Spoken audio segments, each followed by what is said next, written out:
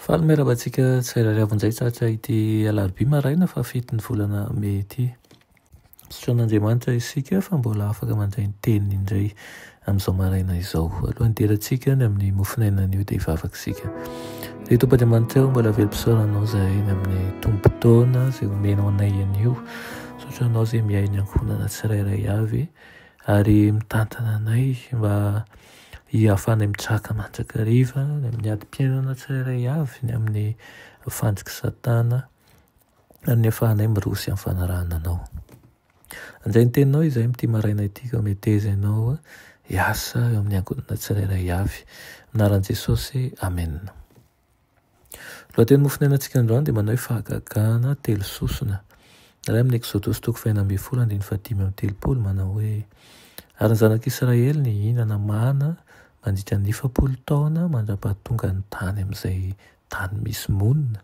Eny mana no nohaniny mandra-pahatonga ny tany amin'ny sisin'ny tany Kanana. Amen.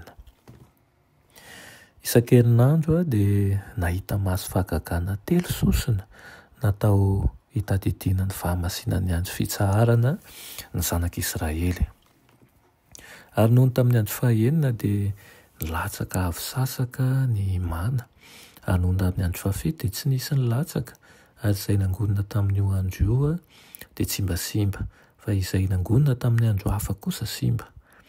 Ireo toe-javatra rehetra niseho tamin'ny mana dia nanome porofo mazava fa tsy tamin'ny fotoana nanomezana ny lalàna tao Sinay no nanorenana ny andro fitsaharana.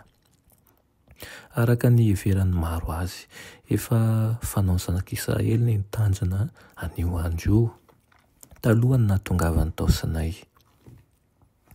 Tsapany fa tsy tapaka ny fahamasinan'io andro io tamin'ny tsy maintsy nanangonana mana avo sasaka ny andro zoma. Avy amin'izany ny antony nandidiana mafy ny zanak'Israely izay nivoaka hanangona mana ny sabata maraina. Hoy izy ao amin'ny Exodosy 4:5 manao hoe mandra-pahoviana no andavanareo tsy hitanjana ny didiko sy ny lalàko. Ary ny zanak'Israely nihinana mana nandritra 900 taona mandra-pahatonga ny tany amin'ny sisin'ny tany Kanana. Nampatsiahy azy ny fikarakarana tsy mitsahatra sy feno fitiavana nataon'ilay Andriamanitra fitiavana io famatsiana mahagaga io nandritra ny felim-potoana voalaza eo ambony. Vary ny lanitra no nomen'Andriamanitra azy araka ny voalazan'ny mpanao salamo.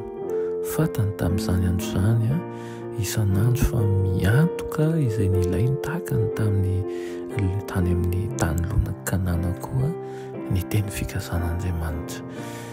Mitantona antsika tokoa Andriamanitra ary mihay ny zavatra rehetra, eny fa hatramin'ny sakafo hohanintsika aza.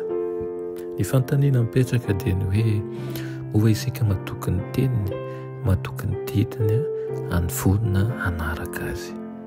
Vavaka isika. Ianay tsara andrizan-danitra mbola misaotra anao zahay ny amin'izany teninao izany. Ampianaro izahay haka lesona ao amin'ireo toe-javatra ireo ka toky anao ny fahafenoana ary andeha hanaraka ny fitsipika ao sy ny torohevitra rehetra omenao anay satria mahasoa anay tokoa izany.